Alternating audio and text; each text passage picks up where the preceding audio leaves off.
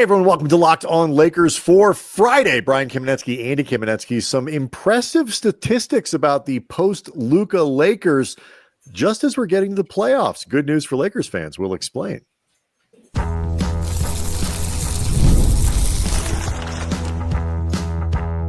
You are Locked On Lakers, your daily Los Angeles Lakers podcast, part of the Locked On Podcast Network, your team every day. Thanks to everybody for making Locked On Lakers first listen of every day, Monday through Friday, no matter how or where you get your podcasts. This one's always free. It's never behind a paywall. None of that. Locked On Lakers on YouTube is where you can go hang out with over 34,000 subscribers to the channel. They subscribe there on YouTube, Andy. They're on Spotify. They're on iTunes or Apple Podcasts, I should say, whatever it is. That's where a lot of people show up. And they're all getting ready for the playoffs. And not the play-in, Andy, the playoffs. And to that end, there are a lot of very encouraging numbers that we are going to get into in this show today that should give Lakers fans a lot of hope for what is going to come in this postseason. Do want to let people know that today's episode is brought to you by Game Time. Download the Game Time app, create an account, use code LOCKEDONNBA for $20 off your first purchase. But before we get to some of the data, take that for data.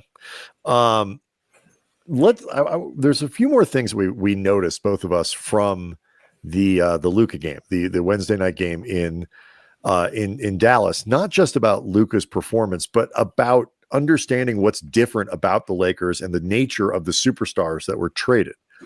And, I was going to say, and like it's worth touching on before we put that game in the rearview mirror. Go ahead, Andy. I was going to say, before we even get to that, in terms of everything that came from Luka's return to Dallas, I had mentioned upon describing that incredible fourth quarter circus shot that he made, that according to Google Translate, would be Cirkuski Posnetek. And I heard from some of our lovely Slovenian listeners and viewers, Zdravo to all of you, that Posnetek actually is either like a camera shot or a clip. It's not exactly, it's technically a shot, but not really the right thing.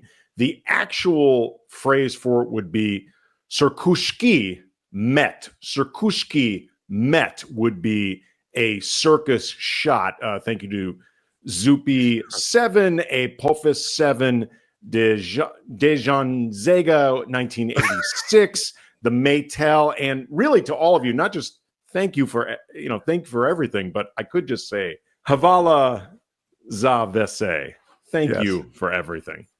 Yes, let it never be said that we don't lead with the show with the most important stuff. No, look, man, I want to pay off both the engagement and also just make sure that moving forward, whenever I talk about Luka making a circus shot, because I doubt that's going to be the last of his time with the Lakers, I want to make sure I describe it as a Cirkuski Met. Yes. Well, thank you. And it is important to get that stuff right. Maybe we can have like fun little placards and things we use as visual aids for the show. But as far as the actual basketball, right. But I digress.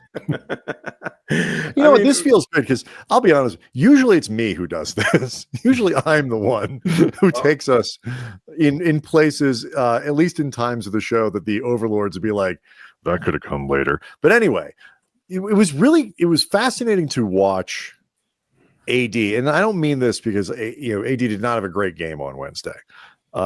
Statistically, it wasn't a great game. We know that sometimes the statistics about AD can be misleading. They don't always measure his impact. You and I have seen a lot of Anthony Davis games. This was not a great, impactful Anthony Davis game. Okay, I'm not trying to judge it just on this. But man, you could see just the contrast in what, for me at least, just the difference in these two stars and the impact they have on a team. Yeah, it was interesting. He had 13, 11, 6, and a block, which, again, it's not terrible, but it's not a particularly great game from AD. 4 turnovers and just not a lot of presence. And what was interesting is the Lakers continually doubled him with defenders both fronting and on a back line, like they've done with a lot of opposing bigs as a group that often operates without a true rim protector. and the Mavs really struggled to get him involved. And there's some mitigating circumstances when, Spencer Dinwiddie or Najee Marshall are your best passers or facilitators currently healthy, unless you actually think the best one is Anthony Davis. Your team is going to struggle getting the ball to that big and blanketed coverage. AD's not entirely healthy, learning new teammates who've been in and out of lineup, yada, yada. But it's indicative of a strategy that the Lakers have been using a lot. And I think one of the things that jumped out at me is, in particular, it can be effective depending on how good of guard play I think the opponent has. Like against a team like the Clippers, if you're looking to use that same type of strategy against Ivica Zubac, who is both having a terrific season and bigger than AD on top of it, that advantage, or I guess the approach, could get mitigated to some degree by the fact that they've got Kawhi Leonard. They've got Chris Dunn, who is a good passer.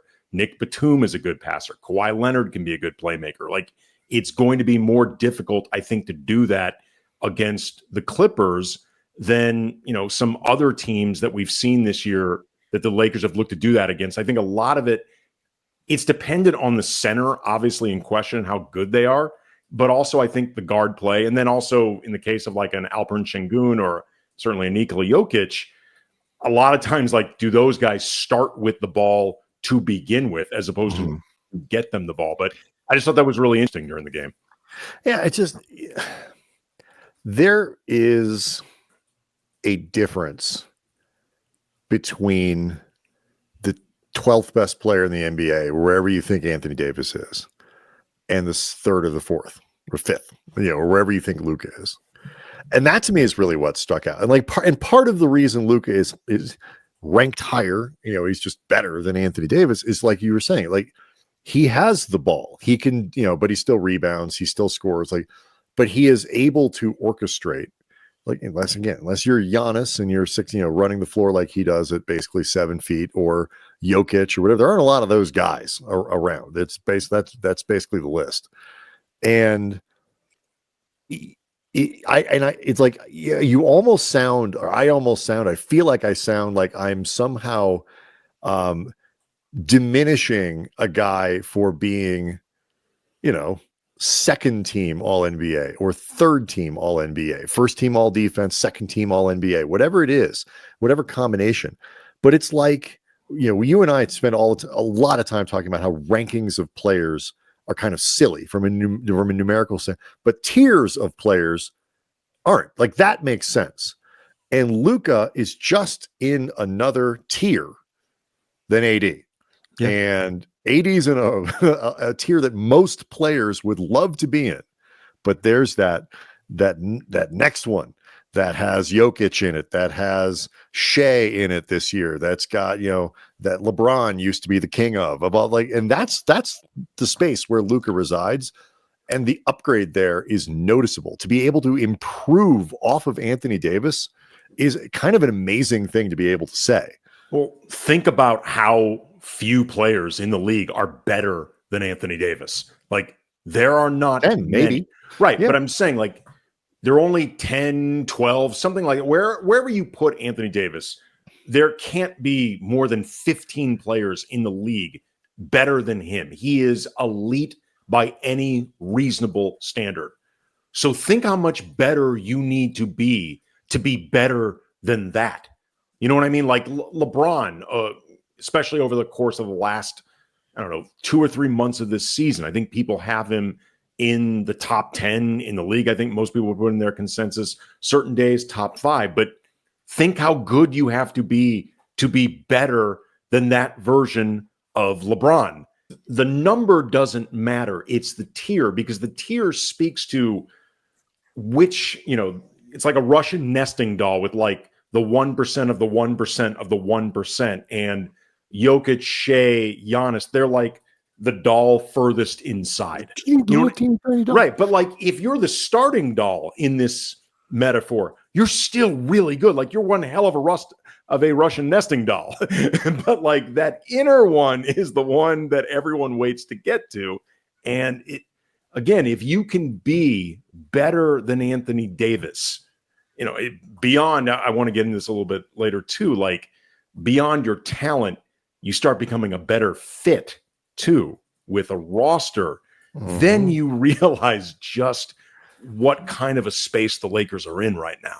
Yeah, and the game that AD had, in part, and the game that the Mavericks had, the way the Lakers were able to clamp down in the fourth quarter, all that stuff is indicative, again, both of the fit questions, and then also too, it's Anthony Davis became another data point, another something in that long line of, okay, the Lakers do know how to defend bigs. Like, they figured that part of it out. That doesn't mean that there aren't teams that could give them trouble, but oh my God, how are they going to defend that with only one viable center part?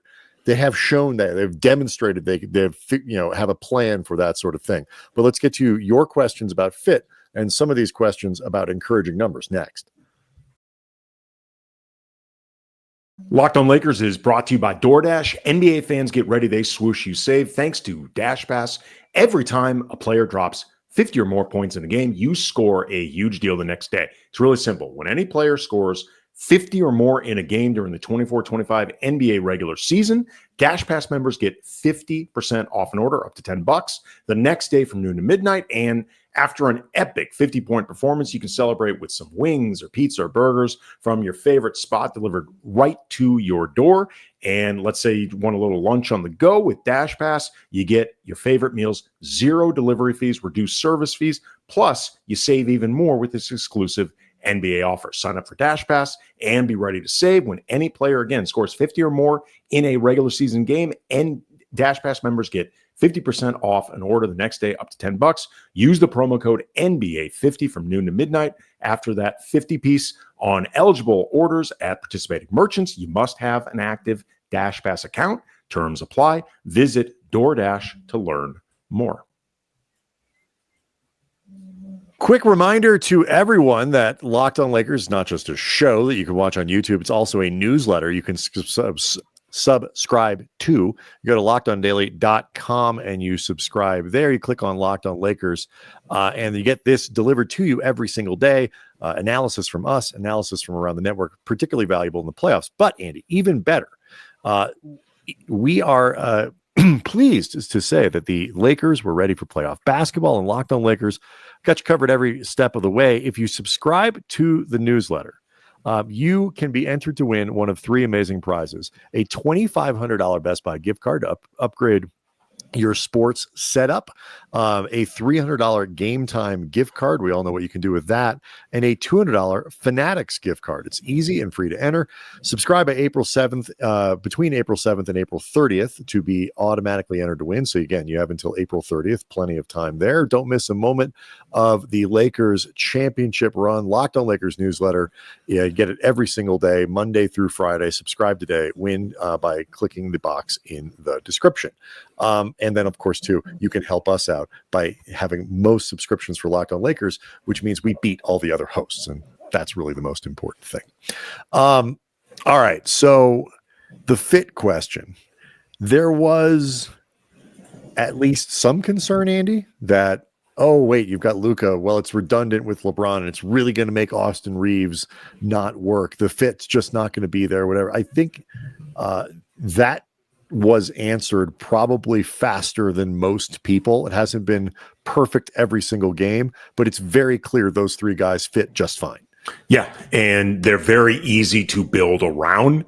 As we've seen this roster come together before the show ends, we're going to have some numbers that I think our viewers and listeners are going to find very encouraging heading into the playoffs. But also, too, what I think is interesting about it is this merging of a new roster, melding together, it comes at a time, or after a time, I should say, when I think as much as LeBron and AD still played very well off each other, actually building around them had become much harder as the two of them mutually aged. In a lot of ways, I think they were more functionally a big man tandem than they were a big wing. Like, certainly defensively, they were much more like a 2 big tandem than the big wing tandem that they began as.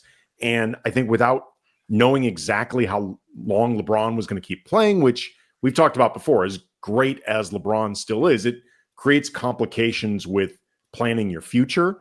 It made it difficult, I think, to exactly gauge the best way to build around LeBron and AD. And that led to something I talked about a lot in the offseason leading into this year, and then especially this season went along. It felt like the front office was having difficulty talking themselves into going all in. Like, it felt to me like they felt stuck, like not stuck enough that they were ever going to do anything drastic, like blow it all up and rebuild, because for any other reason, they don't do that.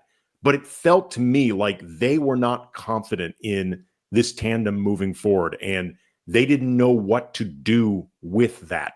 And, you know, beyond all of the pluses that come with having Luka on this roster now, one of them, and it's really big, is I think they feel much more confident in how to build around LeBron and Luka for however much longer LeBron plays than over the last couple of years they did with LeBron and AD. Well, I think it's also, I mean, there are two parts of that. The first is, you know, the positional aspect of it, especially since, you know, the whole power forward center thing, which I know is something that got your attention. But I think also some of this is the gap that I talked about in the first segment. It is easier to build around a guy who is a 2, 3, 4, 5 in terms of talent level, who is 26 years old, 25 when you made the trade. That's just easier to build around because they're better. They're younger, so you feel like we can do things with a longer time horizon. You know, AD, while not out of his prime, is at the back end of it, and you certainly worry about the accumulation of injuries, and he's just not as good. And so, you know, it would be easier to build around, you know, Giannis or Shea or Jokic, or it could, because they're better. And so you put those two things together, and then, like you say, you get into the fit question that you were talking about and the positional aspect of it and where you can play the guy and all that kind of stuff. And it becomes pretty clear. Anthony Davis in this game against the Lakers was 5 of 13 for his 13 points, and all 5 of his makes were in the restricted area, if not point blank. And all the misses were somewhere between the circles extended and further out. And this actually lines up with his time so far in Dallas, all the caveats, short sample size, yada, yada, as the team looks to honor his very well-known wishes to play at power forward. Per Cleaning the Glass, thus far it's been a 64-36 center power forward split. So 36% of his time at power forward, the highest total at power forward since the 2021 season. I'm sure that will increase once the full complement of centers for Dallas are all available, not on minutes limits. He's been taking more jumpers than shots around the rim than he did in LA. Shock of all shocks, AD's not as effective. And it gets back to that annual Anthony Davis wants a real center next to him so he can play power forward news cycle that went through LA that everydayers knows. As much as I've been a big proponent of AD, talked about him being underappreciated. Brian, you brought up all the time how the bar continually moves for AD and the way people judge him. This has been the one area where I have had zero patience with Anthony Davis. Like, just the idea of, dude, you're a center, accept it. That's what the money's for, move forward. And then, like, you combine that annual story with his comments to Shams shortly before getting traded, and then Jeannie noting after the trade that AD had been complaining about the way he was used. And, like, do I think AD agitated his way out of town? No. Like, had Luka not been available, or I guess somebody of Luka's caliber, unexpectedly, AD would still be in LA. I'm very confident of that. But this game yesterday reminded me of why I imagine the Lakers had become wary of the idea of, we have a superstar that we are looking to continue with that we don't think we can make happy, because the way he wants to be used, frankly, doesn't make sense. Like, it does not make sense for him. It doesn't make sense to build around. It doesn't make sense in the way you would allocate your roster assets and all of that stuff, the money you would spend on players. Like, it doesn't make sense. And I love AD as a player, and he has never seemed anything short of like an awesome professional teammate and person, and I wish him the best. I don't think he is going to be as good in Dallas because they're going to be trying to cater to his wishes, and I don't think they're in his best interest. Well, yeah. I mean, the question, and it's not relevant to the Lakers. Question is for how long they do it. But the Lakers would have been like the older AD gets. I think the more you have to kind of just play him at center, and you call it that, and it is what it is. And so it's another reason that the aging thing, it gets a, and why when this trade happened, and it seems strange to sort of keep rehashing like but every time you get these signpost moments, and those two guys playing against each other, to me at least, was another one of these signpost things. You get these moments where it's a reminder of like when the trade happened. Sorry, I lost my train of thought there. Both of us were like, well, what's the catch? Like, what do they know that we don't? Because on its face, the idea that you would trade Anthony Davis, you would acquire Anthony Davis, give up Luka, with a minimal amount of stuff going with AD, doesn't make sense unless they're, and you just start to see why. Why this was a no-brainer for the Lakers in the short term, in the long term, why you and I never accepted the idea that they would suffer in the short term. Like, well, wait a minute, it could be an adjustment, but they did add a better player. So all of it just works in their favor. Yeah. They did not have a path before, at least a path that they could see, much less that you and I could see moving forward. They now have a path. And man, the Lakers ended up all of a sudden in this position that they did not expect to be in, that had it not emerged, I'm not sure what they would be doing. And I think more importantly, they didn't know. They were fringy, and they knew they were fringy, and they were too good to not, kind of like LeBron's too good, AD's too good to not sort of get into it, but you're also clearly a step below all these contending teams. So it's not just the Lakers can clinch a third seed tonight against the Houston Rockets. We'll see who the Rockets actually suit up in this game, or by winning Sunday against the Blazers, Andy. There's a lot of encouraging data about what this team's going to look like when they get to the postseason. We'll get to it next. Locked on Lakers is brought to you by Time. There is nothing like watching basketball live. The energy of the crowd, the sound of sneakers on the hardwood, people chanting "Fire Nico." And if you ever want to catch a game in person, Game Time makes it easier than ever to get tickets. Game Time's new feature, Game Time Picks, filters out the fluff and shows you only the best deals on great seats, so you don't have to waste time scrolling through thousands of tickets. They got super deals where Game Time Picks highlights the best deals possible, giving you the best bang for your buck. And you get peace of mind with things like seat views, no surprise fees, a lowest price guarantee. You can book with total confidence. Take the guesswork out of buying tickets with Game Time Picks. Download the Game Time app, create an account, use the code LOCKEDONNBA for $20 off your first purchase. Terms apply. Again, create an account, redeem the code LOCKEDONNBA for $20 off. Download Game Time today. What time is it? It's game time. So, Andy, we talked a lot about the impressive end to the fourth quarter. In the game on Wednesday, the Lakers down with 7 minutes or so left in the game and hit a gear the Mavericks could not handle. They did that with a lineup, what is becoming kind of the standard closing lineup for this team. Obviously, the big three, joined by Rui and DFS. And that lineup, Andy, looks good. Yeah, per Raj Chipalu over at Silver Screen and Roll, among other places, they now have a plus 21.8 net rating in 12 games. And as Raj pointed out, his coverage of the Lakers is fantastic. Definitely be following him on Twitter, Silver Screen Roll, all that stuff. If you can't punish them with size on one end, they're destroying you on the other. They have a 127.4 offensive rating together and a plus 22.5 net in fourth quarter. So it's not just that they play well together, they play really well as a closing group. And, that's the thing too. It's like, this gets back into can the Lakers compete with teams that have so much more size than they do? And it's important to recognize that's not a little lineup.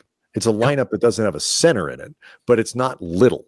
And, physically, LeBron can body up and strength on strength with just about every center in the league. Not all of them. Like I don't think you want him trying to do that with Zubats all day or whatever, because Zubats is a strong human. But in terms of dynamic that have a real offensive presence, LeBron can hang with most of these guys. And then when you combine that strategy that they've got, Rui is big. DFS is long, and the shortest guy on the floor there is 6'5" in Austin Reeves. So that lineup gives them so much optionality on offense and so much switchability on defense that it's not surprising that it's done well to me, but it's really encouraging that they've fallen into this lineup, which is, I'm sure, the lineup they hoped would be the one that they could lean on. But you don't need to have Jackson Hayes out there to make it work, who will have exploitable limitations in playoffs. You don't need to have Jared Vanderbilt out there, who will have exploitable limitations in the playoffs. Those other guys really don't. Your weakest player defensively is Rui, but in the team context, he's doing pretty well. Your weakest offensive player there is DFS, but he fills his specific role very well. So I'm cool. You mentioned that strength factor in talking about LeBron or Rui or sometimes DFS in the role they'll have playing centers. And like we talked about earlier in the show, that can often be a group assignment, with one guy fronting, one guy playing from behind, and guys really being active in the way that they switch and rotate around and just make things difficult for that big, whether you're talking about him trying to operate or even just getting him the ball. But like the overall strength, like physical strength of the group, I think can get by even against groups bigger than them. Like Austin is maybe the only guy in that group that you don't feel like has plus strength, but Austin is willing to get physical. Like Austin is in his own right a very physical player. He definitely does not shy away from contact. Like, say what you will about Austin, but that guy will give up his body on both ends. Whatever he lacks in strength along those lines, he will make up for it in the way that he takes charges, in the way that he will put himself in a place where he will draw loose ball fouls, things like that. And then offensively, everybody has a function. Like everybody provides utility in ways that will work for this team. And like, it's not surprising that they can start getting on rolls offensively because everybody makes sense. Like there is nobody in that group that you can get away with not guarding. Like DFS may be the weakest offensive player in terms of overall skill, but you may have to leave him open depending on some of your other options, but you're not going to like leaving him open. That's the difference. Like DFS is a proven three-point shooter. He's a proven 40% behind the arc guy. He's played in big games before. Like he's the guy that you're going to have to ignore, but you're not going to like it. And that's a big difference between a lot of other groups, even some very offensively, potent groups that they may face. There's going to be guys that you're okay with leaving open. You're not going to be okay with leaving any of these guys open. No, I mean, you're going to have to at some point. Somebody's going to be open, and the ball movement and the ability of these guys to find the open player. And sometimes that open player is going to be LeBron James, who's been become a very reliable 3-point shooter, or Austin Reeves, who has morphed into Steph Curry for the last month. I mean, there are very few teams that have 3 defenders big enough to deal with Luka, LeBron, and Rui. Like Rui is going to be the beneficiary, and we've seen it, of so many mismatches. Remember the recent game that they lost against Golden State, like Rui had multiple possessions where, because Golden State had no other option, Steph is guarding him. Like that is major advantage Rui Hachimura, and Rui punished him on those possessions. Yeah. The other number, this from John Schumann from NBA.com. You're starting to get enough of a sample size of what this team looks like against good teams. The overall record is a little bit skewed because they keep losing to Chicago. But the record against good teams, they are 9-2 against teams over 500. That includes a lot of Western Conference teams. That includes some big wins against the East. Like, I realize good teams beat bad ones, and the Lakers, for the most part, have done that. But they are beating good teams with this group together as well. And, while they're not like it had this happen in October and you had an extra, 2.5 months or whatever, that would be 3 months for this team to come together. You're really from the beginning with Luka instead of AD and build over the course of a season. DFS, swap out DFL. Like, I think they would be a clear-cut 2 seed. I don't know if they'd be so good that they'd catch OKC because, they've been damn near on a 70-win pace most of the year, which is a lot, but they'd be ahead of Houston based on what we've seen. And that is a threatening team in the playoffs. If you can, so maybe they can't reach their ceiling this year, but their ceiling is clearly higher than a lot of people guessed that it would be. And that isn't just they've got Luka, they've got LeBron. They're 9-2 against good teams with winning records. They've gone on the road. They've played and that's with a brutal schedule, brutal schedule that no team in the NBA has had to deal with the extra games that came following the fires, everything that had to be rescheduled. Like JJ Redick said after Wednesday's game, I do not know if how far the Lakers are going to go, but I know they're really good, and they've got a chance, I think, to do something pretty impressive. And I think at worst, they're probably the 5th best team in the NBA at worst. And increasingly over this time in the post-Luka era, I mean, you were seeing it before the trade even happened, just because they had been playing well and they had been starting to gel in ways that felt promising when it was DFS is the new guy, and who knows if they're going to make another trade. But especially in the post-Luka era, their own self-belief is palpable. Like, you can tell just how much they believe in themselves and how much they really think they are a dangerous team. And that doesn't necessarily guarantee anything. Like JJ said, you and I covered the 2008 Lakers that, upon the Pau Gasol trade, and they'd been playing well even before that trade happened. But then especially once Pau was in the fold, and 5 minutes into their first game together, Kobe and Pau looked like they'd played together for like 10 years. Like, you knew that team was going to be great, and they began steamrolling through the playoffs, and then they ended up not ready for that Boston Celtics team. So none of that self-belief guarantees anything. But you and I have also covered enough Lakers teams and enough teams, period, in different sports, that I think we have a pretty good gauge for teams that actually believe in themselves and the ones that don't, because we've covered teams that didn't believe in themselves, and that was also painfully obvious. This is a group that does. And there's also, we believe in ourselves because there's reason to. Like, the end of the three-peat team, when they go into, we ignored, I'm sorry, the 2011 season. I'm sorry, not the two-peat team, the back-to-back. The one that was looking to three-peat with Kobe. Right. Thank you. Like, we all acknowledged and sort of ignored all of the warning signs, said that team wasn't good enough. They weren't playing well enough. The quality wasn't there. They felt they had the confidence that we could make it happen when we needed to, but there wasn't a body of evidence to back that up. They believe that, and there is a small, because they haven't been around that long, but it's a good body of evidence that there's something to that belief, and that's really important.